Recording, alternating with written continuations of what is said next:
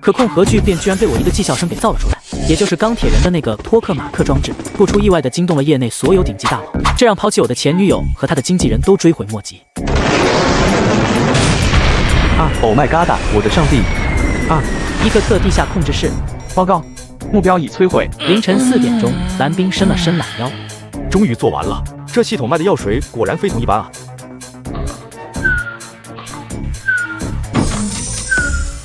你们怎么也守在这里？你一个人为我们改进雷达，我们怎么好意思去睡？你这是做完了？做完了。车间流水线我都给你们改造完毕了。我去，那就是可以马上生产了。对呀，现在就可以。太好了，老张，马上以最快速度生产出来。咱们不需要论证吗？论证个锤子，小兰子做出来的，肯定错不了。快去生产，晚了就来不及了。好，我马上去生产，保证能够赶上。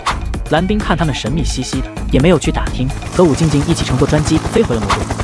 什么？你要带着蓝冰的防空雷达去参加燕京的军博会？这款雷达的性能和参数，咱们自己都还不清楚呢。能够扫描发现隐形战机就足够了，可是能不能探测到，咱们也不知道啊。我想这东西伊科特现在急需，顺便能检验性能。万一探测不到 B5 隐形轰炸机怎么办？那咱们就说是技术缺陷，再回来维修就是了。现在伊科特也深受 B5 侵害，这根救命稻草，你猜他们会不会去抓？好，就按你说的吧。咱们标价2个小目标，首款打1折，报价2000万龙币。3天后，燕京军博会，一个身穿白袍、戴着白色头巾的伊克特大胡子被熟人介绍，以2000万龙币的超低价格拿走了一套据说可识别隐身战机的相控阵雷达神木，从秘密渠道回到了战火中的伊克特。现在只能靠弟弟阿古柏和舅舅阿莫西的好消息了。国王陛下，大臣阿古柏和阿莫西回来了，快请进来。你们找到了克制米国 B5 轰炸机的武器没？王，俄雄的首席科学顾问说，米国的 B5 是世界上最先进的隐形轰炸机，没有任何导弹能够对它造成威胁。哎，难道真的没办法了吗？王，跟他们谈活吧。和谈？他们会不会突然变脸？我这次前往龙国，买了一款相控阵雷达，他们说可以探测到 B5 的存在。哈哈哈，我的外甥，这鬼话你也信？连俄雄都做不到，你觉得龙国能做到吗？更何况便宜没好货。我觉得我的朋友不会骗我，龙国人一向看重自己的信誉。没错，龙国的信誉是全球最好的。要不试试吧？试试就试试，区区2000万龙币而已。希望龙国不会让我失望。好，马上装备使用吧。是。雷达已经安装完毕，是否启用？启用。快，若是不行，那就只有弹劾了。王，俄雄提供的情报，米国 B5 轰炸机已经再次升空，目标未知。替我找到这个幽灵，一定要保佑啊！3个小时了都依然一片死寂。突然，报告指挥所，西南方出现不明飞行物，是否进一步跟踪锁定？难道这雷达真的找到了？给我锁定它！快！是，雷达已锁定，请求导弹摧毁。给我摧毁它！快开1号战略巡航导弹！不，别用1号，用4号，那是从龙国购买的，信得过。是。3、2、1，开跑！保罗，快看看吧，等伊克特投降了，以后就没办法欣赏这遍地开花的美景了。多看看不留遗憾。怎么回事？是不是雷达出了故障？不，我们被锁定了。绝对不可能，没有雷达能够发现我们。有不明飞行物正在向咱们飞来。Oh my god！ 那是巡航导弹。呼叫总部 ，B5 被锁定，请求支援。总部收到，请不要开玩笑。我的上帝！伊克特地下控制室，报告，目标已摧毁。2小时后 ，B5 残骸被运往阿布拉的地宫中。终于斩杀了这个幽灵，龙国才是咱们真正的朋友。太好了！阿古柏，替我好好谢谢你那个朋友，我也要前往龙国访问。另外，这神木雷达，咱们再采购20台。他们说这雷达原价2个亿，这才是友情价而已。很好啊，不能让我的朋友吃亏。凌晨3点，龙国航空航天研究院 B5 幽灵轰炸机被打下来了，被咱们的雷达发现的，之后又被咱们的巡航导弹给打下来了。这怎么可能呢？他才用了不到半天的时间啊！这就是他说的举手之劳，这就是他说的小玩意，简直太不可思议了。他现在在哪？到龙科院没？赶快把他请过来，请不来就抢，抢不来就绑，绑不来就迷晕了往回扛。您这……蓝冰如愿以偿地找到了偶原物，很快就回到了龙科院。航天研究院那些人就是一帮土匪，不过是进去借个东西，就想要把人留下，简直不要脸！下次别想再进咱们龙科院的大门。老胡和老刘不过是给我开个小玩笑。开玩笑？你恐怕是不知道他们的狡诈和奸猾。总之，你以后要当心一些，不要被这些大灰狼给吃了。什么？他们还有脸过来？我倒要看看他的脸皮怎么会这么厚。1000亿龙币，只要你们同意蓝兵调到我们航空研究院，我们愿意支付龙科院1000亿费用，同时还愿意共同开发太空项目。听到1000亿，袁大伟整个人都愣住了。若是真的能够把这1000亿给拿到，可以支持多少青年学者的研究啊？没出息！你知不知道，光是蓝兵随手给他们做的雷达，昨天直接打下了全球最强的 B5隐身轰炸机，帮助伊克特瞬间稳住了局势。吴老可以啊，消息如此灵通。废话，你当我儿子是吃干饭的吗？武宣的儿子武卫国可是专门搞军工的，这次神木在伊克特如此黑马的表现，怎么可能不引起他们的注意？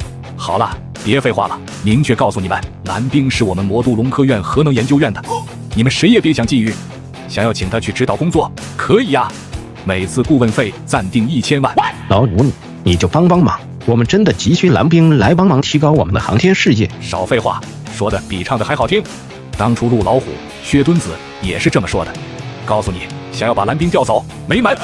老五，现在也就你说话最硬气。那是谁让咱们的宝贝孙女儿近水楼台呢？真是人比人气死人！回去我非得把我儿子给揍一顿不可。行了，行了，别说那些没用的，记住这些个混蛋，下次再来咱们龙科院，先打断2条腿。现在看来，让蓝兵来咱们这工作是不可能了，只能选择合作了。学习军工研究院，这小子会接受吗？会接受的，因为他和我们一样，都无比的热爱这个国家。可控核聚变居然被我一个技校生给造了出来，也就是钢铁人的那个托克马克装置，不出意外的惊动了业内所有顶级大佬，这让抛弃我的前女友和他的经纪人都追悔莫及。一个技校生而已，恐怕早就已经被淘汰了，你就不要抱什么幻想了。也对，一个技校生而已，他能有多大能耐？哦，对了，年轻人不都是喜欢超跑游艇什么的吗？你看着给他买点，就说这神木雷达的知识产权奖，送他几个亿都不为过。再送点咱们航天研究院的土特产，比如私人飞机、直升机啥的，能送的全部安排上。这能行吗？不行也得行。您没看老五头都把自己的宝贝孙女都搭上了吗？这好，我马上安排。蓝兵回到魔都，就一头扎进龙科院复兴楼，投入到了紧张的工作中。这个竟然是液态的。大蓝教授，我们拿样本简单测试了一下，发现它的性质比较特殊，竟然兼备金属和非金属的一些特性。这个偶原物确实和咱们元素周期表中的物质不太一样，也正因如此，它才能赋予其他物质不一样的特性。原来如此，我说怎么没见到过呢？现在对原有的合金工艺进行改进，在第54道工序的时候，把这个偶原物以10万比1的比例加到钛镁合金中。是，如果不出意外，3天之后，发动机的主材就被生产出来了。与此同时，蓝兵也完成了专门用于装配发动机的核动力反应器。核反应能量经过转换器将腔体中的空气进行电离，强大的电离子将风推出，完美，就等一切就绪，进行最后的装配了。教授，谢谢您，我的论文被 Science 接受了。我的也是。Science 啊，全球顶级期刊，科学家的战力排行榜，发一篇就足以功德圆满，原地飞升。哦，正常，不用谢我。我还接到了 Science 主审的电话，邀请我去米国耶鲁大学讲座，不过被我拒绝了。我也是，我接到了加州理工科教主任的电话，我也拒绝了。拒绝了也好，如果你们不拒绝，恐怕就回不来了。去了回不来，什么意思？难道他们还会扣留我们？这谁说的好呢？你们只需要知道，不去对你们来说是最好的选择。大蓝教授，谢谢您给我们这么大的礼物，但是我们还是想要把这个名誉还给您。另外，龙科院奖励我们每人100万，还要给我们破格提拨教授，我们受之有愧啊。是啊，给你们的，你们就拿着吧。这些东西我也看不上，哈哈。可是您也需要啊，毕竟您现在也只是4级教授，若是有这2篇文章，没准你就可以评3级教授了。有了职称，才有地位，地位稳固，才有话语权，这是万年不变的道理。你们的心意我心领了。之前都说研究原子弹的不如卖茶叶蛋的，在咱们复兴楼这里绝对不能发生这样的事情。我给在场的每个人保证，你们每个人都有机会在 Science 上发表文章，每个人的职称都绝对拿得出手。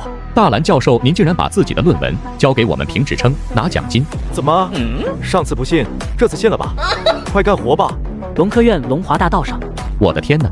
宋季是那个之前连毕业都困难的学生，现在竟然发表了 Science， 是祖坟着火了吗？什么祖坟着火，还不是大蓝教授的功劳？贵了，早知这样，哪怕当初给大蓝教授扫地，我也愿意啊！走在路上的马蓉和杨雪看到那上面的横幅，瞬间感觉自己手中那篇文章不香了。哎，马蓉，不是我说你和大蓝教授相亲，怎么就没抓住呢？你要是真的成功了，恐怕 Science 会给你一个封面都不是问题，没准诺贝尔奖都是你的了啊！实习生周辉的家中，混蛋，老子拿这么多钱给你铺路，你怎么就不中用呢？你若是在蓝教授面前表现稍微好一点 ，Science 的文章不是唾手可得吗？有了那文章，哈佛、耶鲁、加州、帝国理工这些顶尖大学，你想去哪个不容易？同样被暴打的还有和周辉一起对蓝冰各种不满的潘俊。此刻的他已经被老爸暴打一顿，赶出了家门。给你机会你不中用啊！小兰子，我给你准备了一些东西，你回头瞅瞅，若是有啥不喜欢的，我再给你换。老刘，咱们都自己人，不用这么客气。对，是自己人，那你也千万别跟我客气。那我先谢过了。自己人，客气啥？对了，你上次改进的神木雷达，帮助伊克特彻底解决了危机，他们已经再次订购了20台。伊克特国王阿布拉会在下个月访问龙国，国王希望能够当面谢谢你。还是不去了吧，我的核动力发动机马上就要完工了，正是试验的关键阶段。其实这次除了金主冤大头国王，让他们以后买更多的产品，还有一位重要的人物想见你，准确的说是想要请你帮忙。好吧，不过我只有3天时间。好，保证不耽误你太多时间。燕京豪华别墅中，国民大明星米歇尔，也就是蓝冰的前女友，刚刚结束拍戏。康哥，我这次到底能不能接 CC 的广告啊？那个 CC 的广告还在谈判中，我尽力吧。不过我今天从上面打听到，1个月后会有一个大人物来燕京，听说是伊克特王国的王，届时会举办晚会，需要一些美女暖场子，各路名媛上流都会参加，甚至还会有各种大佬，是你拓展圈子的好时机，你要好好把握。伊克特王子，他们不是前段时间还在打仗吗？你那是老黄历了，听说他们从咱们这里买了一款神器，把米国都给杀退了，现在已经在和谈。他们是石油大国，出了名的人傻钱多。咱们龙国还有这么厉害的武器呢？要是能和他们的王子传点绯闻啥的，更是可能一飞冲天了。康哥，你放心吧，我这次会抓住机会。哦，对了，你让我查蓝冰，在龙科院已经查不到了，一个技校生而已，恐怕早就已经被淘汰了。你就不要抱什么幻想了。也对，一个技校生而已，他能有多大能耐？看来蓝冰和米歇尔到底还是2个世界的人。可控核聚变居然被我一个技校生给造了出来，也就是钢铁人的那个托克马克装置，不出意外的惊动了业内所有顶级大佬，这让抛弃我的前女友和他的经纪人都追悔莫及。哇哦，全球限量款的帕劳尼，全球只有5辆的那个，我记得这车子售价1.2个亿，问题是有钱都买不到。老刘，你这礼物太贵重了，你值得拥有。蓝冰将所有的环节全部再次审查一遍，没有发现什么问题。刘老来了，正在外面，你要不要去看看？啥？老刘，他来这里干什么？老刘，你怎么这么闲，还专门跑到这里来？这不是给你送礼物来了吗？你小子上次随手帮我们弄了一个小玩意，就帮我们挣了大钱。真不用，我现在吃的喝的住的都有了，吴老都帮我安排好了。那是吴老给你的，我们的是我们的。啊，这是我们之前在魔都买的一套超级别墅，鉴于你的贡献，现在是你的了。我要别墅干什么？我在龙科院分的那个2室1厅的公寓正合适，离实验楼也近。你可以不住，但必须有。哦，对了，老胡说年轻人都喜欢跑车，所以我就给你随便订购了一台德意志的帕劳尼，因为有合作关系，专门定制的。哇哦，全球限量款的帕劳尼，全球只有5辆的那个，我记得这车子售价1.2个亿，问题是有钱都买不到。老刘，你这礼物太贵重了，你值得拥有。蓝冰做梦都没有想到，当初只是一个技校生，可现在这简直是名利双收。另外，我们又给你准备了一辆顶配版的降龙直升机，这个正在走程序，估计要2-3天才能到。啥？还有直升机？你就说喜欢不喜欢吧。嘿，说实话嘛。当然是说实话了。不大喜欢，太糙，太 low 了。蓝冰作为一个在未来图书馆里面成长，眼界和见识已经长了太多。太糙，太 low。这帕劳尼可是百年老字号了。您的好意，我心领了。不过这车子您还是开回去吧，直升机暂时留下吧。没车怎么行？我再找人给你定制一辆，保证你满意。哪有男孩子不喜欢车的？其实刘明生说的对，蓝冰也喜欢这车子。这样吧，老刘，能不能帮我联系一个汽车制造商，我自己设计一款汽车？看到那些来自未来的汽车，确实也心痒难耐。啥？你要自己给自己设计汽车？难道你之前汽车也做过？那倒没有，不过我可以现学现卖啊。成吧，我给你联系一家汽车公司，龙汽集团总部。什么？刘老，你没给我开玩笑吧？真的有人要自己设计并生产自己的汽车？到时候他把图纸给你，你帮忙照着加工生产出来就行。没问题，我马上组织专家组，到时候车子万一有设计缺陷，我们也好第一时间去改造。缺陷？那应该不会有，你们直接照着做就好。万一做出来没办法开，那岂不是尴尬哥？你太小看这位技校生了，别怪我没提醒你。到时候这位去你们那里的时候，你们好好学着点，机会来了，你要把握住。刘老，您这说的有点太夸张了吧？要说飞机导弹，我们不懂，但是要说这汽车，我们可不服气。哎吆喝，还不服气了？希望你到时候还能这么硬气，千万别趴下。绝对不可能，我们的汽车技术已经是世界最前沿了。那成吧，我等着你硬气到底。算了，不管了，我还不真不信谁能教我们龙汽集团做事。隔行如隔山，在汽车领域，谁来了都照样是弟弟。龙科院复兴楼报告大蓝教授，核动力反应舱加工完成。报告大蓝教授，核动力推进舱制作完成。报告大蓝教授，核动力反应堆能量转换器已经安装完毕。嘿嘿，终于要制造完成了。联系航空航天研究所，安排发动机测试试验。哦耶，好的。给各位股东发消息吧，告诉他们这发动机已经研发成功了，现在要进行试验阶段。他们要是想看的话，可以过来一起参加。股东？他管出实验经费的叫股东。消息瞬间就被武静静传达了出去。什么？研发成功了？确认是飞机发动机吗？确认。确认是核动力航空发动机？确认。哎呀，爷爷，你烦不烦啊？你爱去就去，不去拉倒。去，必须去。通知武轩后，武静静也拨通了薛刚的电话。薛老，发动机已经制造完成，近期准备进行测试，计划在航空航天发动机测试基地，欢迎您来观摩。好，我一定准时到场。挂断电话，薛刚直接跑到了陆老虎那里。航空旅少将冯斌也在。什么？这才3个月不到的时间就已经做好？你之前不是说发动机至少要5年起步，10年更迭吗？人家是咋做的？薛墩子，是不是你当初压根儿就没好好干活？你懂个屁！按照常理就得这么长时间。那蓝冰老弟是咋做到的？他压根不能以常理来猜度。说到底还是你不行。你伟伟，听说蓝冰上次随便捣鼓出一个雷达，直接就把米国的 B5轰炸机给收拾了。现在全球不知道有多少个国家都偷偷装备了这款雷达，搞得米国总统出来抗议了好几次。1台2亿的雷达就压制几千亿美金造价的 B5，真是大快人心啊！好，给咱龙国长志气。上次他走得早，下次非好好和他喝一杯不可。这边助手林明也给刘明生打了电话，安排好了一切。不知道他的这款发动机能够强悍到什么地步。蓝冰就准备好了一切。和传统的那种巨大的发动机不同，这个核动力发动机看起来更加的轻巧，也更加的小巧。这就是方舟反应堆离子发动机吗？太科幻了，比科幻电影里面的还要充满科技感。这不是发动机，更像是艺术品。大蓝教授，这款发动机您准备叫什么名字？不如就叫飞龙1号吧。飞龙1号，还不错，俗是俗了点，但也叫得出口。2天后，航空研究院准备就绪。大蓝教授啊，咱们又见面了。老刘，这次又要麻烦你了。这说的什么话啊？都是为了咱们龙国。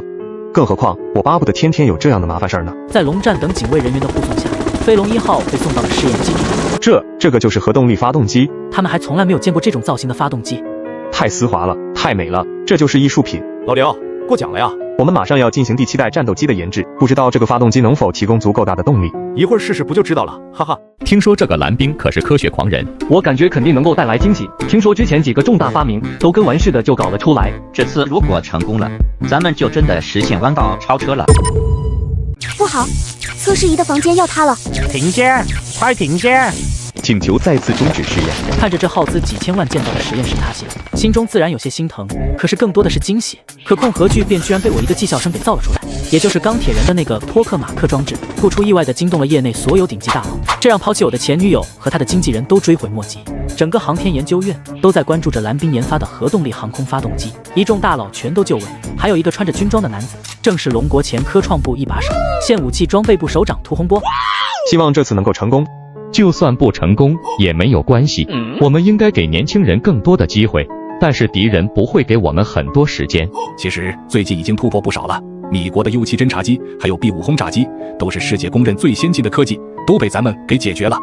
呵呵，世人都以为这就是他们的顶尖战力，其实不然。据最新情报，在他们的 B5和 U7遭到打击之后，他们再次推出了最新型的机型，可能是第8代机。什么？他们米国居然还留一手？所以上面希望你们能够尽快搞出第7代战机，来缓解这种科技差的压力。您就放心吧，我们院的蓝教授就是一个科技狂人，他什么都造得出来。这些年米国的代际更迭速度变慢，武器升级速度变慢，就是他们故意放出的烟幕弹。但想要对咱们形成降维打击，恐怕不是这么简单。加油，咱们还有希望，还有时间。希望你说这个天才能给咱们带来惊喜。飞龙1号的第1项测试是推力测试，也是发动机最重要、最能体现发动机性能的测试。你把大致情况给涂首长介绍一下呀，倒是。目前咱们第一梯队的发动机推力主要在15到20吨之间，米国的稍微先进一些，可以达到20到30吨。不过经过蓝兵的改造下，现在已经能够造出承受40吨推力的合金材料。我听说他研发的这款发动机是核动力离子发动机。是的呀，这是一大亮点。相比于燃油，核动力发动机更持久，就算是推力稍微弱点，也算是巨大的成功了。若是能够达到40吨，那就完美了。哈哈哈，蓝兵可是咱们的大功臣了。40吨估计达不到，估计10吨的推力是有的。别说是10吨，就算是20吨，蓝兵都未必满意。之前他改造涡扇发动机就可以承受40吨的推力了，大的不搞，搞小的，开什么玩笑？不过当着涂洪波的面，他也不敢把话说得太满。蓝兵，龙国的航空航天技术全看你了。8号推力测试实验室，这个飞龙1号看起来如此的渺小，怎么看都不像一个大力神。都准备好了吗？都准备好了。预备，3、2、1，启动。半分钟之后，一条动力测试曲线形成，巨大的曲线斜劈而上，瞬间达到了峰值。报告，发动机推力测试成功。从启动到最大值最快18秒，峰值波动率2%，推力稳定50吨，应激时间18秒，稳定推力50吨。这是不是搞错了？怎么可能应激时间如此短暂？峰值波动率怎么如此小？推力怎么会如此巨大？应激时间越短暂，表明飞机越能够快速升空，越能快速的投入战斗。分秒必争的战场，每一秒都必须争取。这样小的体积，若是4台放在一起，那该是多么恐怖的能量加持！涂洪波也从震惊中惊醒过来。恭喜你们取得圆满成功！哦耶！你们为国家培养了一个国宝啊！走，我现在要见见你们说这个科学狂人蓝兵。就在众人准备下去给蓝兵道喜的时候，武轩看着屏幕突然说道：“这试验好像还没有结束。你们看，推力曲线好像又增加了。我的天！谁能告诉我这是怎么回事？是不是坏掉了？是不是？2秒，推力从50吨瞬间爬升到80吨，几乎瞬间可以提高几个马赫的动力。报告，确认推力第2能级测试，推力达到80吨。这就是核动力方舟反应堆发动机的威力吗？好像不是，它好像还在加速。怎么回事？报告，推力测试仪达到阈值，爆了。测试仪爆了。这嘛，哇塞嘛！他们之前对这个航空发动机测试仪设定的推力最大阈值是150吨，而这他们还嫌有些大，因为正常发动机的推力大多都在15至20吨。还有没有更大的？有了赶紧给我换上。报告，这已经是按照他们的要求提供的最大上限的推力测试仪了，再有就只能是复合发动机测试仪了。那就快去用复合发动机测试仪去测试啊！所谓的复合发动机，之前是为了几台发动机共同推动的情况下才会用到的一种测试仪，没想到一台发动机就直接用到了。好的，我们这就去准备。老五，蓝教授设计的这个发动机理论最大推力是多少？这个不好说，按照我从他的资料来看，这发动机的最大推力应该是在180吨左右。如果不考虑寿命损耗的情况下，最大可以达到200吨。什么？200吨？旁边众人也完全不敢相信，可是事实就在眼前。这发动机准备装备在什么地方？具体装备在哪里还不知道，但是蓝兵说这个发动机的综合性能绝对能够吊打现在的所有发动机。若是之前没有人会相信，可是现在他们信了，无比的相信。报告，新的测试仪已经装备完成，可以进行测试。那赶快测试啊！还等什么呢？我有一种预感，今天在这里可能要见证龙国航空航天历史性的一刻。准备完毕，请求进行测试。3、2、1，启动，直接进行3级测试。是200吨了，推力200吨了。这一台发动机动力就足以抵得上米国 U7 侦察机的最大起重重量，还在涨。我220吨，250吨，我的天哪，250吨，整整250吨！不好，测试仪的房间要塌了！停线，快停线！推力250吨已经是这间实验室能够承受的极限了。报告，极限推力250吨，波动率为5%，功率输出极其稳定，但实验测试房间因承受不住已坍塌，请求再次终止试验。看着这耗资几千万建造的实验室塌陷，心中自然有些心疼，可是更多的是惊喜。这发动机真劲爆，简直太劲爆了！哦耶，成功了！大蓝老师太帅了！哦耶！各位，咱们去见一见蓝冰这位大人物吧，他可能是托起整个龙国太空事业的人。可控核聚变居然被我一个绩效声给造了出来，也就是钢铁人的那个托克马克装置，不出意外的惊动了业内所有顶级大佬，这让抛弃我的前女友和他的经纪人都追悔莫及。这是发动机，这简直就是个怪兽啊！千真万确呀！这发动机装在运输机上，得有多大的动力？我看直接安装在这座大楼的4个角上，都可以带着龙飞走了。首长，您格局小了吧？什么？这格局还小？那你说他准备用这东西干啥？他说这只是 mini 版本，真正的终极版本能够排山倒海，斗转星移。排山倒海，斗转星移，这夸张了吧？您试着理解一下呗。难道这发动机想要改变星球运行轨道？为什么不行呢？只要动力足够强大，有何不可呢？咱们蓝星是人类的摇篮，可是人不可能永远生活在摇篮中，未来人类必将走出去，但宇宙何其浩瀚，仅靠飞船，后续供给终将不足。或许我们可以模拟重造一个微小版蓝星，带着小型的蓝星穿梭于宇宙中。老五，你老实告诉我，这疯狂的计划，你是怎么想到的？这不是我的计划，我甚至连想象的勇气都没有。蓝冰是蓝冰的未来的规划。他说，人类就算是以光速前行，探索上亿年，也不可能完成对整个宇宙的探索。各位，咱们去见一见蓝冰这位大人物吧，他可能是托起整个龙国太空事业的人。众人很快来到了楼下。吴老，听说您和蓝教授关系非同一般，蓝冰的事业在最初不被看好的时候，是您的支持让他的工作顺利开展。这不过是我应该做的。首长，您这话说的一点没错，老五头这老狐狸从一开始就设了套，现在看来是要收网了。是啊，蓝教授的时间可都是静在管着呢，他在蓝教授身边一句话可比我们100句都要强。武轩这个老狐狸真是好算计。你们说什么呢？谁是老狐狸？小心我一会儿跟我孙女说你们说他坏话。别，老五头，我那里还有徒弟送的50年的毛酒，改天给你送去。老五头，你说的那个研究项目咱们可以共同研究，但是你得给静静说让蓝教授也加入。放屁，你那什么破项目，蓝冰才不稀罕。哈哈，既然吴老您和蓝冰这么铁，那一会儿您可要好好给咱们说说。这一点你放心，蓝冰这小子能力出众，爱国这一点上同样毫不含糊，有大局意识，只要有益于国家，绝对不会不舍的。我相信，我完全相信。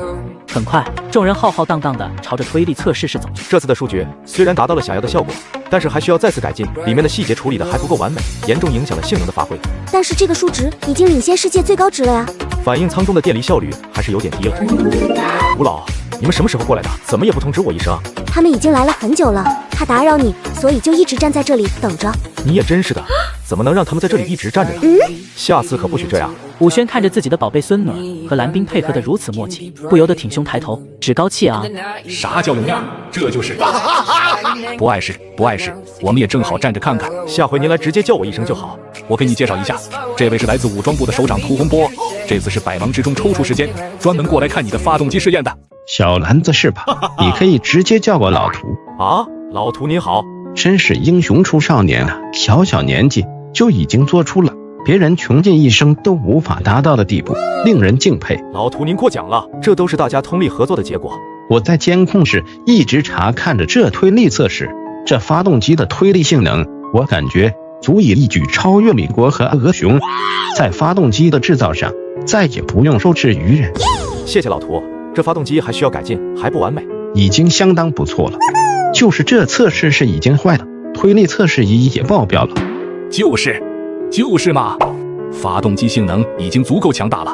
老胡，这推力测试仪的维修还有下次修建，务必尽一切办法满足蓝教授的测试要求。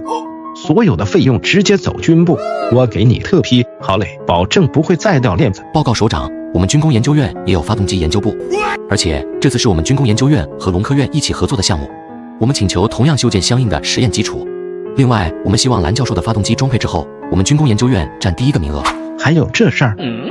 这次的发动机计划确实是吴老、钱老还有军工研究院的大力支持才做出来的，研究团队也是军工研究院的众人通力合作帮忙做出来的。非常好，你们做的不错，我回去就给你们颁发一个集体1等功，而蓝兵必须特等功。另外，这次花费多少经费，我给你们报销。谢谢首长。走吧，正好给你安排好了庆功宴。走吧，劳逸结合，不能再废寝忘食了，否则下次再晕倒，我就不管你了。什么？蓝教授还晕倒过？首长，您是不知道，他做方舟反应堆的时候，一连3天几乎不吃不喝不睡，最后直接因为血糖低晕倒了。做发动机的时候也是如此。蓝教授身上颇有老革命之风，不过以后还是要请你爱护身体，劳逸结合。我没事，年轻精力旺盛。那也不行哦，不能过分的透支身体。就是你要听首长的。静静，给你一个任务，以后就好好盯着他，若是不按时吃饭睡觉，你就报告给我，我让他强行休假。好嘞。啊？听到没？以后再不听话，我就找首长打报告。哼。知道了呀。你马上安排把军部保健组9组的林教授拨调给蓝兵，负责他的身体健康。好，我马上安排。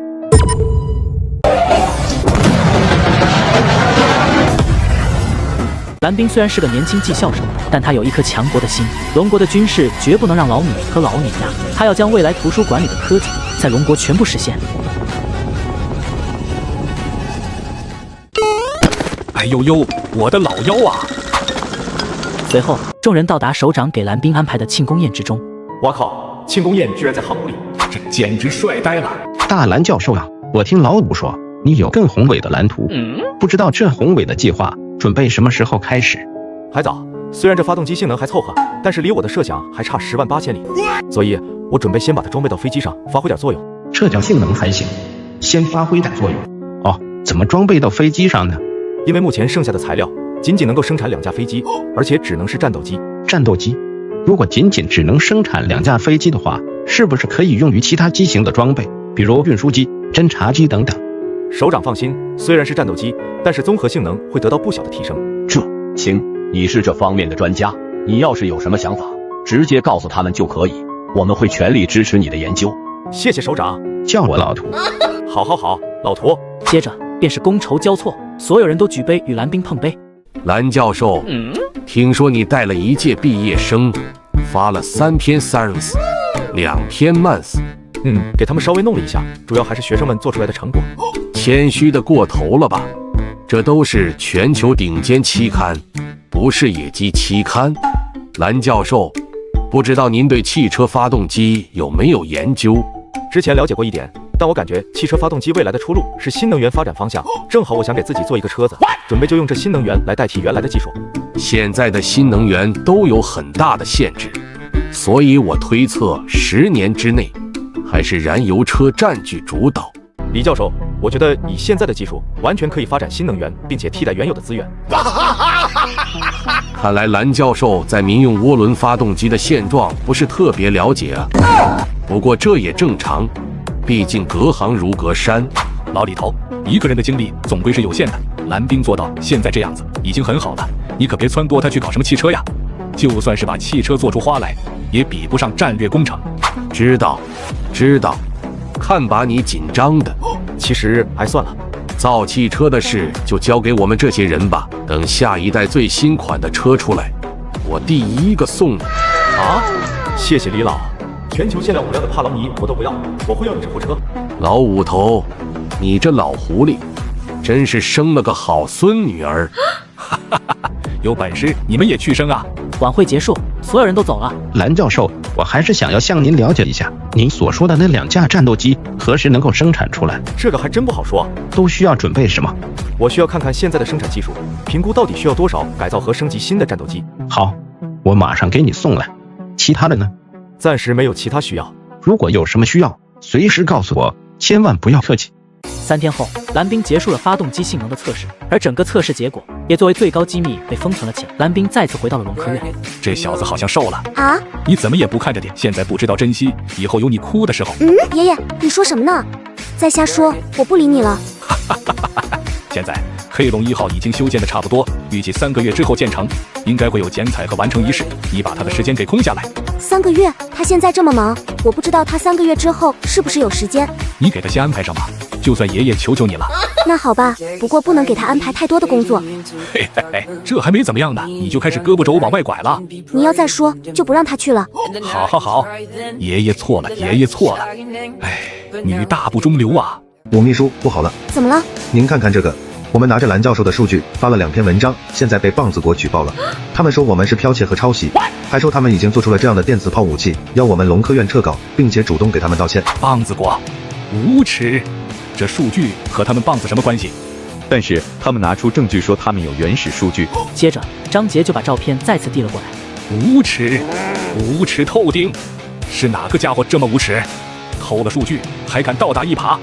是棒子国3颗星集团的电磁物理学教授朴不成。这件事情只能让蓝冰来解决了，我们都没有能力去应对。很快，吴静静带着几人走到蓝冰面前，说了事情的经过。嘿，果然是无耻之徒啊！抢东西抢习惯了，他们想要怎么样？他们想要我们跟他们对峙，当着 Science 主审和各位专家的面当面对质辩论。呵，就他们也配？国际上的物理学家也怀疑咱们真的是抄袭。对了，他们说很快就要把电磁炮造出来了，到时候会在全世界面前试验，揭露咱们的抄袭事实。我知道了。你准备怎么做？要去辩论吗？我没时间，他们试验电磁炮的时候，你告诉我。好，麻烦帮忙调查所有监控，另外把潘俊、周辉2年内接触过的人都调查一下，资料发我邮箱，要快。好，3小时后，吴静静接到了龙站那边发过来的资料，吴静静开始查看。潘俊和周辉每周5都喜欢挎包出门，这里靠，包里面装的都是纸质文件，每次去的还都是天河酒吧，一定有问题。羽毛球的动作要领就是，接着便开始了对战。羽毛球是用球拍打的，可控核聚变居然被我一个技校生给造了出来，让抛弃我的前女友，还有和我相亲的海归女博士追悔莫及。麻烦把天河酒吧的背景资料给我一下。天河酒吧是一个棒子国留学生崔明珠开的，她是3颗星财团董事会会长崔浩明的女儿。如果不出意外，所有数据应该就是从这里出去的。听到是周辉和潘俊2个人泄露了机密数据，吴静静的脸上忍不住暴怒。成事不足败事有余的东西，龙哥，他们的事情就交给你了，你看看该怎么处理。好，都是成年人了，犯了错就应该为自己的错误买单。另外，还请密切关注一下棒子国那边的动静，知己知彼，才能心中有数。你放心，我保证把信息第一时间收集给你。吴静静解决了机密泄露的问题，就再次来到了实验室。怎么样了？飞龙1号装备到现在的机型上面，有没有什么困难？确实有些障碍，现有的飞机设计太保守了。我本来想要在原有基础上改进，现在看来恐怕没办法实现了。你准备自己重新设计？因为咱们的材料有限，只能尽可能的保留原来的制造工艺，满足现有的发动机需求。我什么都听你的，你是最棒的。可是，一连3天，蓝冰都没有让自己满意的设计思路。走啊，继续设计飞机图纸。不行，现在必须休息，劳逸结合，不允许你再透支自己的身体。不如我们去打球吧。什么球？什么球都行，网球如何？我不会。那你会什么球？我会个球子啊，我还要设计飞机呢。其他的呢？比如游泳、跳绳等等。都不会。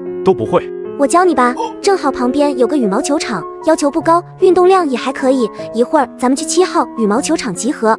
你怎么没换衣服？我就猜到你没有，刚刚临时给你买了一件，你看看合不合适？这谢谢啊。呀，还挺合身的。羽毛球的动作要领就是，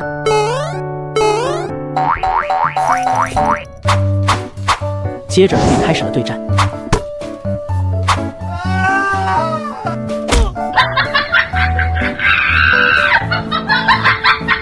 羽毛球是用球拍打的，来，你再试试。好，不错呀，进步很快嘛。蓝冰现在也很兴奋，恭喜宿主通过运动将神经元刺激因子的药效得到进一步发挥，神经元数量再次增加30%，记忆力、分析力、反应力都得到进一步提高，请宿主继续。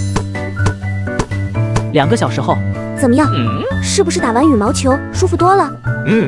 感觉脑袋更加清醒，思维更敏捷了。本来对飞机的改造没有想法，现在我已经有了思路了。我要赶快回办公室做设计。吴静静在旁边默默地守着，不停地给他准备资料。第2天，吴静静再次醒来，发现自己躺在办公室的床上。你醒了？我什么时候睡着的？忘了，我看你趴在桌子上睡着了，就把你抱了床上了。我本来想要陪着你熬夜的，没想到半夜睡着了。没事，我一个人就行，下次你还是早点睡觉吧。那怎么行？你都没有睡呢。没事，我精力旺盛。对了，你一会儿帮我把这些资料准备一下。好，我这就整理，你先去吃饭吧。你完成了飞机的改进和设计？完成了。你把资料准备好，咱们就可以给上面打电话，告诉他们新的机型已经敲定。你就用1晚上就设计出了这个战机？也不能算是设计，只能算是改进，在前辈的基础上进行了升级改进。很快，蓝冰的图纸就被送到了航空航天研究院。这就是你说的只做了一个小小的改动，这就是你说的只是做了优化。我确实没有重新设计，您看这战机的外形都还是原来的样子。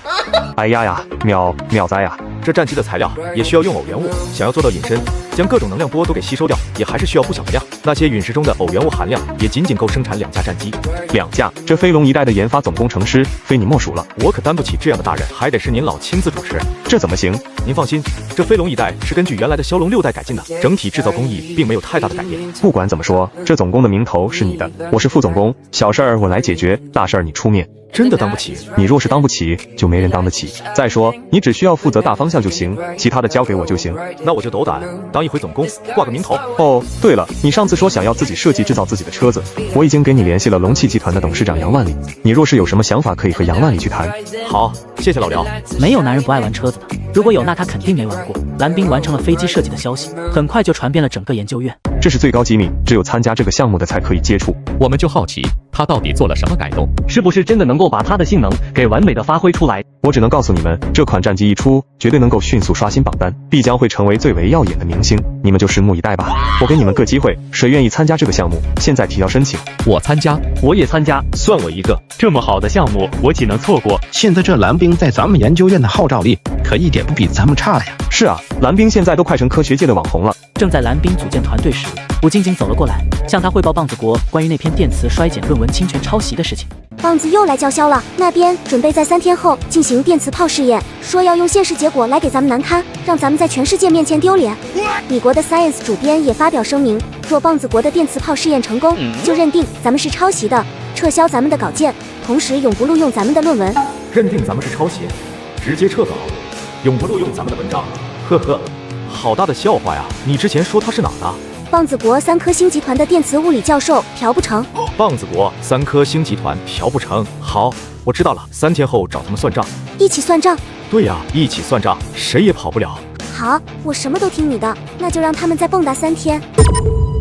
棒子国居然剽窃技校生蓝冰的科研成果，还反过来诬陷龙国抄袭。其实大家已经习惯了，棒子国一贯如此。此刻，朴不成正在召开新闻发布会，可控核聚变居然被我一个技校生给造了出来，也就是钢铁人的那个托克马克装置，不出意外的惊动了业内所有顶级大佬，这让抛弃我的前女友和他的经纪人都追悔莫及。蓝冰，咱们有的是证据，他们要是敢胡来，咱们就去国际法庭告他们。小事情，小事情，他们不是要去做试验吗？咱们正好也鼓捣一下，正好看看棒子国目前掌握到哪一步了。哦耶，我看好你。我这边鼓捣出一个小玩意，想要去试试，最好是公海领域。又是你所谓的小玩意儿？哈哈，是。好，最快明天上午就能搞定。第3天，大蓝教授可以走了吗？走。东海青龙舰队首长，让我们在这里等什么？一个非常重要的科学家要在你们那里做实验。科学家做实验，怎么还把我们的舰队都给用上了？你哪儿那么多废话？龙王说了，这位科学家一人可抵100万军队，绝对不能出现任何意外。首长，能透露一下具体实验内容吗？我不清楚，是不是您级别不够啊？连龙王都不清楚。啥？行了，别废话了，一定要确保这位科学家的安全。是，剑可沉，国可死，这位科学家必须活。刘战带着众人，标枪一般站在甲板上。你好，请问是刘舰长吗？我是蓝冰。这就是那个科学家吗？怎么看也不像啊！你真的是这次主导试验的科学家蓝冰？如假包换。你好，实在没想到您这么年轻。龙88号驱逐舰舰长刘战携全体官兵，欢迎蓝教授莅临，敬礼。各位辛苦了。蓝教授需要我们做什么？麻烦帮忙把这设备外层给拆了，把我的装备给安装一下。这好嘞，来几个人，按照蓝教授的要求，看看怎么安装。蓝教授，咱们装的是个什么宝贝啊？一个小玩意，电磁炮。啥？电磁炮？准确的说是电磁脉冲炮。Oh my god，厉害！棒子那边现在什么情况了？他们已经进入3颗星大厦会场，发布会也开始了。呵呵，一丘之貉，跳梁小丑而已。看看这些人能搞出什么名堂。走，去看看他们的直播。今天开始，我的名字必将响彻世界。物理学上永远留下用我名字命名的公式——朴不成电磁衰减公式。朴教授，请问您如何评价龙国科学家不敢与您对峙的事情？哈哈哈，他们做贼心虚了呗。哈哈，那您准备怎么做？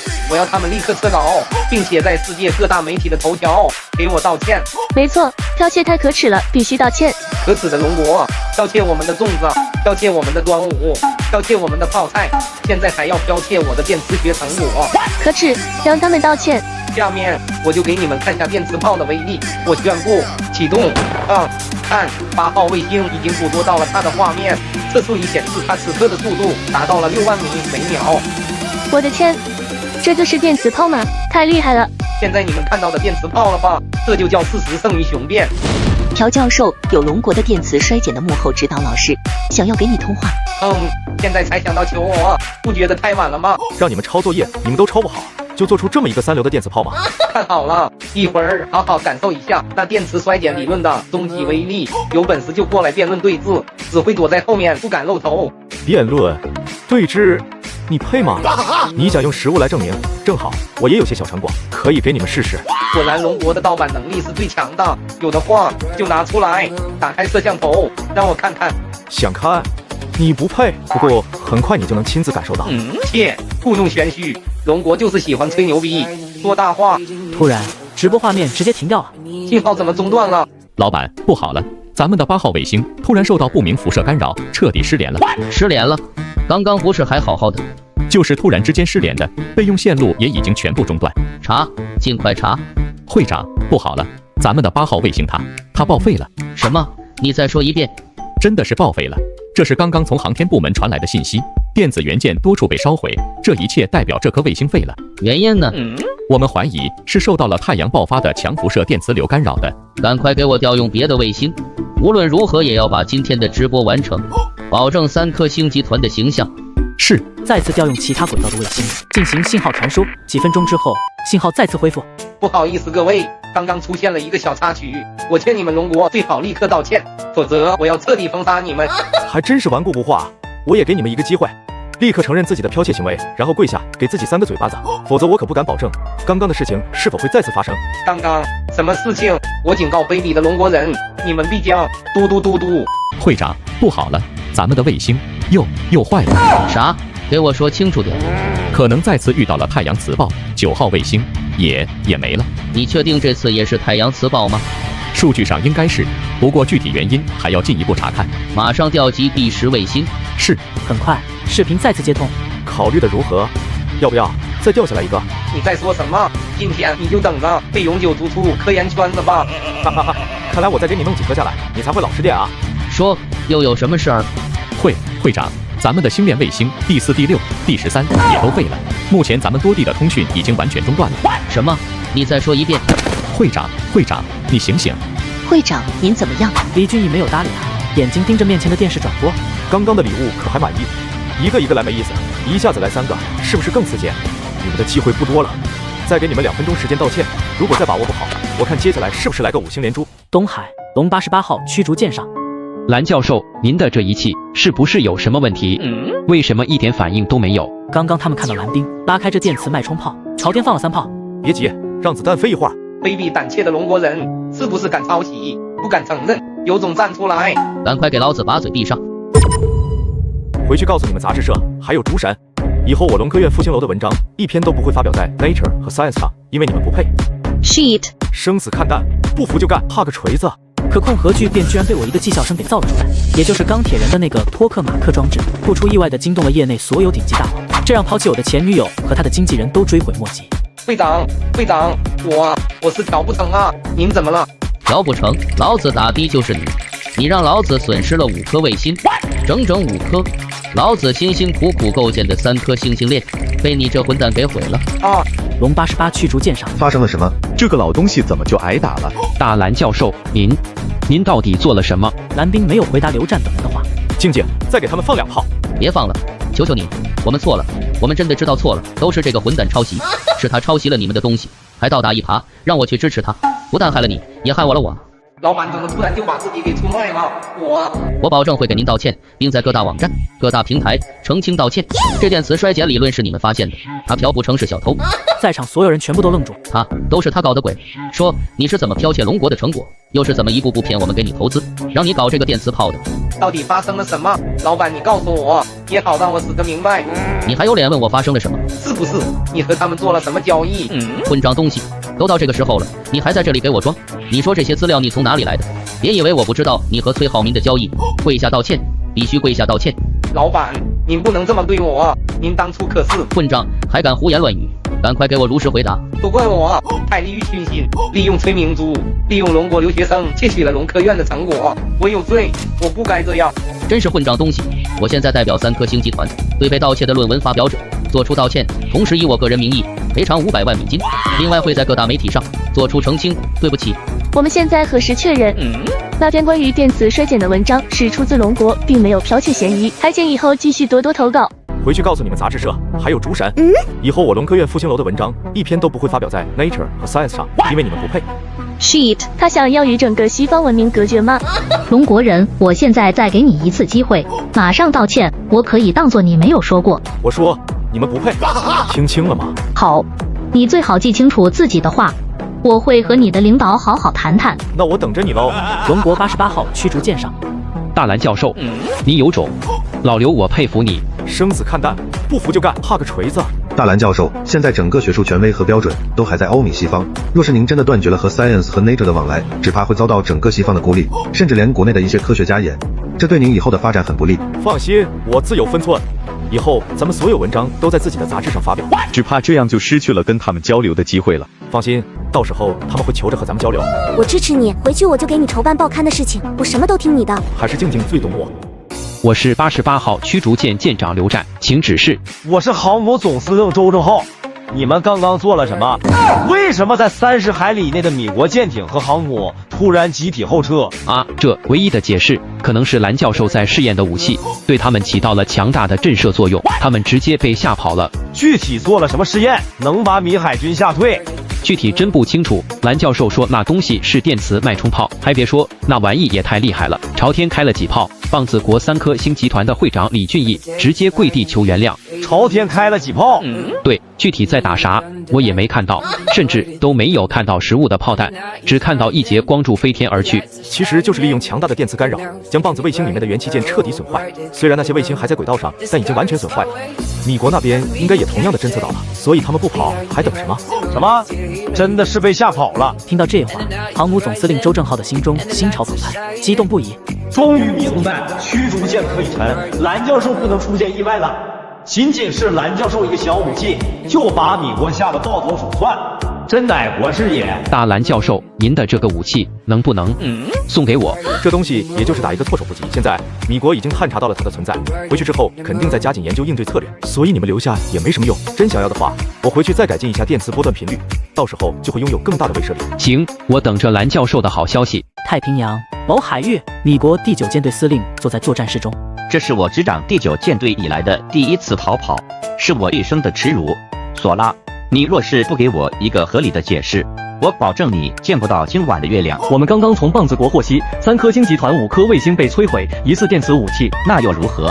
电磁武器咱们也有啊。他们的武器不是电磁炮那样的物理攻击，而是电磁攻击，可以瞬间通过电磁脉冲销毁所有的电子器件，只需要一发，可能你整个航母的电子设备全部失灵瘫痪，你连个电话都打不出去。真的有这么厉害？恐怕比这还厉害。难道我们以后就只能见了他们绕着走？我们正在加紧研究应对策略，目前必须避其锋芒，以防止受到更大的损伤。shit， 别 shit 了你！我建议，如果有条件，不惜一切代价将蓝丁教授请到米国来。而与此同时，伊克特国王阿布拉2世同样获知了这个消息，可以直接在地球上打掉卫星的武器，马上联系龙国，马上就要，多少钱我们都出得起。听说这武器龙国军部都还没备案呢，恐怕这次没办法买。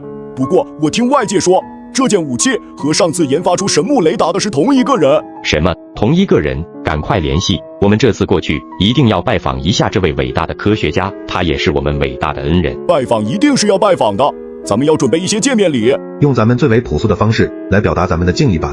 把我的黄金王冠融了，给蓝教授打造一件奖杯。啥子？那王冠可是足足78斤重呢。那还是打造成一个小鼎吧。听说龙国人最喜欢这些，把上面的钻也镶嵌上去。第一次送礼不能让蓝教授觉得寒碜。是。龙国燕京一个别墅中，蓝冰的前女友米歇尔坐在自己的床上。接下来的2个星期，你可要好好保养一下，以最为饱满的热情和精力迎接咱们最尊贵的客人。好。这次宴会，龙气集团的少公子还有豪门2代很多都会参加，你可要好好珍惜，说不定就被那些大佬看上了。他们若是捧你，那简直前途无量啊！放心吧，康哥，我很自信的。还有这次公司还有3个艺人也会参加，都是你的竞争对手，你要加把劲儿了。康哥，我一定会抓住这次机会的。评论区为什么有很多3个一样的表情？今天终于破案了，原来是查案评论图标，然后就会成了，简单吧？这次技校生蓝冰让棒子国颜面丢尽后，回到了被重兵把守的龙科院。因为蓝冰影响力越来越大，同样已经惊动了上面。你们想要干什么？我们想要找蓝教授了解一下情况。不行，蓝冰他太累了，这几天甚至都没有休息好，明天再来问吧。我们着急呀，就问几句。对，就问几句就走。我还不了解你们，肯定是要打破砂锅问到底。不会，保证不会。哼，你是我爷爷，我还不了解你。怎么了？钱老、吴老，你们站在那里，怎么不进来？我们随便走走，怕打扰你休息，正准备走呢。爷爷你没事，进来吧。你已经3天没有睡觉了，又想晕倒了是不是？我没事儿。那就不好意思了，嘿嘿。哼，不要耽误太久啊。大蓝教授啊，你们这次去做了什么？现在全世界都在猜测，各种真假消息都在盛行。也没有干什么，前段时间发表了一篇论文，被棒子给抄袭。这家伙抄袭也就算了，竟然还要倒打一耙，我气不过，就顺手做了个小玩意，给他们一点惩罚。小玩意，又是小玩意，是核动力电磁脉冲炮。没错，正好给棒子国来几炮，算是对他们的小惩罚。来几炮，还小惩罚？这么说，你是真的打掉了他们的卫星？算是吧，这么强的功率下，应该没有电子设备能够幸免。你真的废了他们5颗卫星？这个我是不是有点冲动了？是不是给国家添麻烦了？麻烦没有，绝对没有，打得好，非常好，狗日的棒槌，我们早就想要收拾一下了，看他们还敢剽窃不？没错，这帮无耻之徒早该收拾了。而且我告诉你，不但是这次棒子国被吓坏了，就连米国都被吓跑了。你做到了我们想做都做不到事情，牛！既然现在已经得到答案了，我们就放心了。上面说了，让你放开手脚干，把天捅下来，咱们龙国也能扛得住。谢谢大家，是我们应该谢谢你，你让我们扬眉吐气，让我们洗刷耻辱。对了，军部那边想让我们问问你的这款电磁脉冲炮是否可以大批量装备？其他国家是否有可能会迅速赶上来？装备全军恐怕不容易做到，材料有限，最多也就做出3、4台而已。想再要更多，还得再寻找材料。3、4台够了，足够了。哦耶！至于其他国家想要模仿，倒不是不可能，不过他们想要完全造出和这个功率一样大的，恐怕不容易。这一下我们呢就放心了。放心，我心里有数。蓝冰，你的未来不可限量，放开手脚去做，我们会支持你，上面会支持你，整个龙国也都会支持你。谢谢啊。还有听说你这次把 Science 的副主编沙利文给对了。我觉得他们的评价体系对咱们不公平，所以我要建立咱们自己的学术期刊。我们都支持你办咱们自己的期刊，你想要多少人手，我们给你准备。蓝冰都已经忙成这样了，你们还要给他加担子吗？马上就好，我的好孙女儿。很快，创刊的提议被提了上去，而在获得创刊的消息之后，整个学术界都震惊了。军工研究院？什么？赶快联系蓝教授！我们军工研究院要做期刊创始会员单位，另外咱们投入10个亿资金。头衔上面有什么要求吗？要什么头衔？你怎么就不明白？这是蓝教授着手创办的，以后不但会成为整个龙国的标杆，也会成为整个世界的标杆。准备20个亿，开辟所有的渠道，全力支持这个期刊。他科技局想要独占这期刊，不可能，咱们得占股。20个亿，占股？少废话，赶紧把事办了。航天航空研究院。蓝教授是咱们的名誉教授，他创建的期刊自然是咱们航天人的期刊，这个要全力支持。好，我马上拟定建议，让蓝教授担任总编辑。好，你赶快写，我先给蓝教授通个气。东海舰队司令周正浩同样知道蓝冰要创建期刊的事情，必须大力支持，我们海军全力支持。我会上报龙王，请蓝教授担任咱们的科学顾问。红墙内，主管科创的孙部长拿着手中的几份报告，脸上满是苦笑。一群奸诈的老狐狸们，都想要把蓝教授这个香饽饽抓到自己手里，想的倒是挺美。蓝教授确实太突出了，不到1年已经给我们带来了太多的惊喜，现在破格给他授予院士头衔，也不会有人提出反对意见。是啊，从黑龙工程的可控核聚变，到可以装备潜艇和航母的方舟反应堆，再到后来的超级激光发射器神木雷达，都足以直接破格成为院士。天佑龙国，天选之子啊！这是咱们龙国之福啊！那您看这期刊是以哪一家为主？告诉他们，这期刊任何一家都不要参与了，这期刊由龙国直接承办，归属科创部，和龙国日报是一个级别。我当第1任社长。首长，这件事情是不是要先报告给1号？这就是1号的意思。好，我马上去办理。蓝教授那里，你带我亲自去一趟。是。很快，一份红头文件下发到各个科研单位，为了更好地推动学术发展，由科创部牵头创建科学期刊，孙部长任命为第1任社长，蓝冰教授任命为第1任特别顾问兼荣誉总编。不地道，太不地道了！孙部长怎么可以这么干？怎么可以给咱们截胡呢？太不厚道了。蓝教授是总编，咱们都是蓝教授的娘家人，多少还是有好处的。本来部长准备自己过来的，可是临时有个会议就给耽搁了，让我代替他过来。部长太客气了。上面想要你给这期刊起个名字，您看。这提名的事情，我是真没有资格。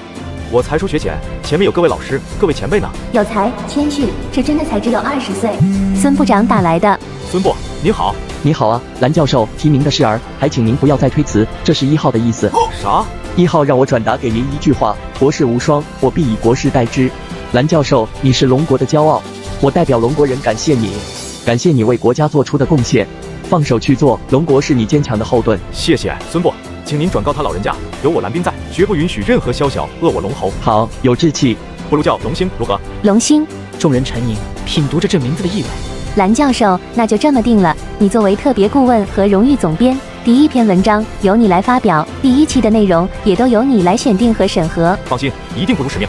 龙星杂志定刊由龙国科创部牵头创办，由蓝冰作为总编。评论区为什么有很多3个一样的表情？今天终于破案了，原来是长按评论图标，然后就会成了，简单吧？正好旁边就是商场，你们也出去吃点喝点，看看电影，听听演唱会啥的。切，谁要跟他去看电影？哎，你想看什么电影？当初蓝冰还是被所有人都瞧不起的技校生，女朋友也抛弃了他。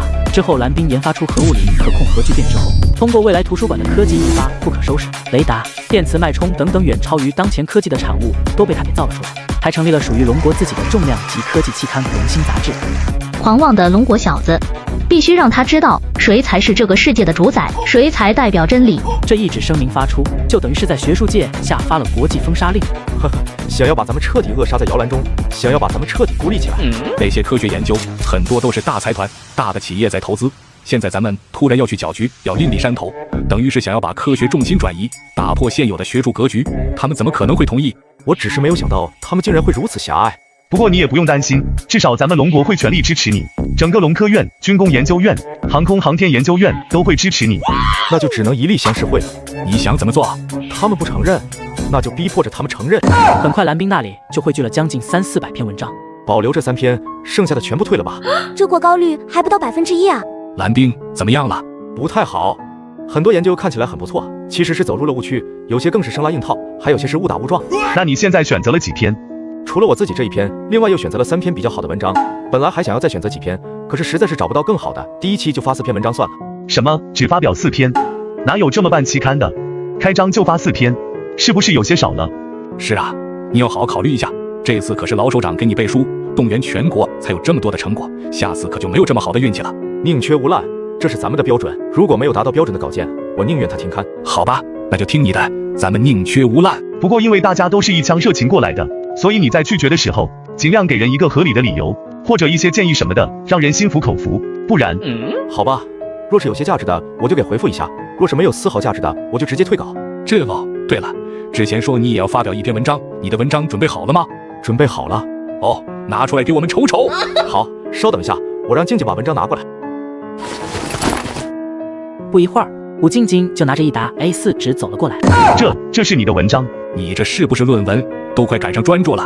蓝冰，你确认要做这个选题？你知道这个题目意味着什么吗？2位请接着往下看，看完咱们再说。10分钟、半个小时、1个小时，在快到7个小时的时候，终于看完了。想不到，我在临死之前，竟然还能看到这样伟大的发现。朝闻道，夕死可矣，我死而无憾了。凭此1篇文章，蓝教授可跨越牛顿、爱因斯坦，成为又一座高山。何其有幸，竟然和你生活在同一个时代；何其不幸，竟然和你生活在同一个时代。物理学的尽头，这是物理学的尽头。吴老，钱老，不好了，钱老和吴老2人晕倒，被送往医院了。医生，我爷爷还有钱爷爷，他们怎么样了？2人情况不太乐观，很明显是受到了重大刺激，在他们发病之前经历了什么？蓝冰，你快看看爷爷和钱爷爷，他们看了你的论文之后就这样了，你给他们看了什么？你那论文上到底写了什么？蓝冰，是你吗？钱老、吴老，是我。蓝冰，你说，你是不是窥探到了宇宙的本源？是不是看到了宇宙的奥秘？蓝冰，你告诉我，我们物理学是不是走到了尽头？以后研究物理是不是再也没有意义？宇宙的奥秘，物理学的尽头，就因为蓝冰的那篇文章。这难道就是两个人发病的起因？钱老、吴老，你们这么睿智的人，怎么也钻进了自己的牛角尖里面？当年牛顿觉得自己发现了宇宙的规律，但却没有办法解决这些规律的由来，以为是上帝在操控着一切，所以转而投身神学。后来的爱因斯坦在微观层面同样发现了宇宙的奥妙，让整个物理学再进一步。后来爱因斯坦也委身于神学，但是他们看到的只是冰山一角。我的文章相反，只是宇宙之源的开始，这只是成功向宇宙走出第一步，只是宇宙的开始，才脱离摇篮走出第一步，我们还差得远了。二位放心，物理学还有大片疆土需要开拓，我们终将面临星辰大海。吓死我了，我以为爷爷要……放心吧，老家伙们只是太过激动了。你给他们看的到底是什么？一个稍微有点超前的论文而已。这篇文章被放在未来图书馆影响人类进程的10大论文之一，是人类进入太空的根本。行了，没事了，不用担心。我说你俩别在这里陪着我们俩老头子了，没事出去走走转转，正好旁边就是商场，你们也出去吃点喝点，看看电影，听听演唱会啥的。切，谁要跟他去看电影？哎，你想看什么电影？我奶奶的，这么好的小兰，以后就成你老五家的了。怎么，不服气？不服气你也去找一个呀！你老狐狸，老油条。好孙女啊，爷爷给你找一个物理学天才，一个足以彻底改变物理学发展史的顶尖大佬啊！500年后，他的名字会如天空的星辰一般永远闪耀。蓝冰，咱们走吧，不和他们一般见识。走，现在惹了我，你以为自己走得了吗？放开他，我和你们走。呵呵，美女救狗熊，可惜老子还没撒气，谁也不准走。放开我，混蛋！放开我！蓝教授不见了。可控核聚变居然被我一个技校生给造了出来，也就是钢铁人的那个托克马克装置，不出意外的惊动了业内所有顶级大佬，这让抛弃我的前女友和他的经纪人都追悔莫及。吴老钱老身体没什么大碍后，蓝冰回到自己的办公室中睡觉。恭喜宿主完成发动机的研发和制造，奖励1000科技点，总计2500科技点。奖励星际飞船碎片4/10，奖励初级智能1.0制造技术。未来一定是智能化时代。系统任务：宿主在6个月内完成初级智能流水线制造，奖励1000科技点。请问宿主是否接受？流水线制造，这是个什么鬼？宿主可以理解为制造1纳米光刻机，并成功设计出芯片。这1纳米光刻机和芯片，你管这叫初级智能？系统确认该技术为初级智能或原始智能。好吧，又改名原始智能了，接了，搞，再难也要搞。任务发放，请宿主同时接受奖励。这竟然不是硅基芯片，而是碳基芯片，这些技术要求也太高了，就算是西方和美国现有的技术，也完全达不到啊！你怎么了？脸色怎么这么苍白？我没事，就是有点头疼。你好，请问是中央保健组的林教授吗？蓝冰头很疼，希望您给帮忙看看。好的，我们马上过去。麻烦立刻准备直升机，蓝教授身体不舒服，需要立刻前往瑞金医院。咱们走吧。我就是有些头疼，这样是不是太小题大做了？大蓝教授，您没什么大碍，以后要注意多休息，不能过度劳累。另外，您还是要多运动，这样活力和精力才足。谢谢林教授，现在知道了吧？你就是太过劳累了，要多休息，知道吗？走吧，正好今天出来了，咱们趁着散散步。昨天说看电影都没有来得及去看，今天听说有一部大片上映，咱们去看看。真的吗？走，看完电影，咱们再吃点好吃的。蓝教授，要不要封锁整个电影院和整条街？啊？不用吧，不用搞特殊。我在魔都生活了很多年，我相信魔都的治安。感觉怎么样？这电影好看吗？有点无聊，那个科幻片拍得太不符合实际，那种飞船设计的虽然酷炫，但是并不符合流体力学。人家应该请你过去做科学顾问，这样下次再拍的时候就不会再犯下这么多低级错误了。不去，没时间。你饿了吧？前面有个挺不错的云滇菜，里面的蘑菇特别好吃。会不会太贵？我说蓝冰，你可是拥有几百亿研发资金的大教授，还吃不起几个野蘑菇？那个是国家让我做实验用的。算我请你的，行了吧？那行，好吧，走着。两人吃饱喝足，路过一个商场。你哪里来这么多钱？我大哥给的，他别的本事没有，就是会些歪门邪道，挣了一点钱。等下周去燕京，我介绍给你认识。好啊。一点公德心都没有，这大晚上的还弄出这么大的噪音。眼瞎了？横在马路中间，想死吗？害得老子输掉了比赛，想死是不是？你骂谁呢？这是斑马线，开车应该让行人，不知道吗？哎11，李腾，你不行了，碰到了硬茬了吧？看来你这魔都第一少的身份不好使。刚刚老子就应该一脚油门撞死你们这对狗男女。嘴巴放干净点。这也就是国内，倘若在加拿大，老子刚刚就直接撞死你。你每个月3、5千的工资能支撑你这么给我说话吗？蓝冰，咱们走吧，不和他们一般见识。走，现在惹了我，你以为自己走得了吗？那你们想干什么？这里是魔都，是法治之地，你们要是敢乱来，法治幼稚，老子有钱就是敢乱来，你能把老子如何？你还敢还手？哥几个上，弄死他！出了事儿，老子兜着。李腾老大是魔都首富李承先，在魔都根深麦广，政商两界通吃，还敢瞪我，不服气？看老子怎么玩死你！把他们给我弄走！他是龙科院教授，放开我们，不然你们死定了！龙科院教授，哈哈哈！放开他，我和你们走。呵呵，美女救狗熊，可惜老子还没撒气，谁也不准走！放开我，混蛋！放开我，不然我让你们好看！小姑娘，我劝你还是老实一点，你怕是不知道李少是谁。你又知道我们是谁吗？我们管你是谁，难道比李少还厉害？其实我就是个技校生而已。龙战不放心蓝冰的安全，派出了自己的得力干将刘星宇跟随保护。不过刚刚因为内急去了一趟厕所，蓝教授不见了，立刻将情况报告给了龙战。报告，蓝教授行踪丢失，请求立刻排查。龙战，你是干什么吃的？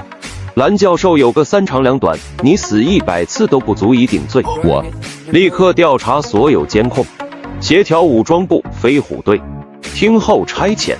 立刻封锁所有魔都进出通道，找到蓝教授之前，任何人不得离开。几分钟之后，局长，查到了，蓝教授好像被人绑走了。查，赶快给我查，到底哪个不开眼的敢动我龙国蓝教授？报告，动手的是丰源地产的独子李腾。调集所有队员，协调武警、飞虎队，无论如何也要确保蓝教授和武静静的安全。是。同一时间，老子要你们警卫连干什么用的？去把蓝教授给老子接回来，出了一点问题，老子拿你试问。是。什么？蓝教授被绑了？谁这么大的胆子？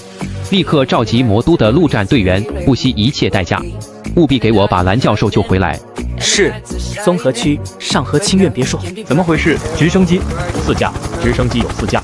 还没等他们反应过来，庭院中突然之间出现了一群伪装在墙角、手持长枪、全副武装、面含杀气的武装人员。都给老子蹲下！这是真枪？妈，我要找妈！我不想死，投降！我投降！蓝教授，对不起，是我疏忽，我错了。没啥大事。现在我知道你口中的李少是谁了，你知道我是谁了吗？